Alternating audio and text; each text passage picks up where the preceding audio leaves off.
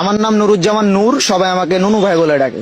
জি ধন্যবাদ নুনু ভাই। দর্শক আপনারা এই মুহূর্তে জানতে পারলেন আসন্ন চাকসু নির্বাচনে নুনু দাঁড়িয়ে গেছে এবং তুই আমাকে চিনোস? তুই আমার ক্ষমতা সম্বন্ধে জানোস?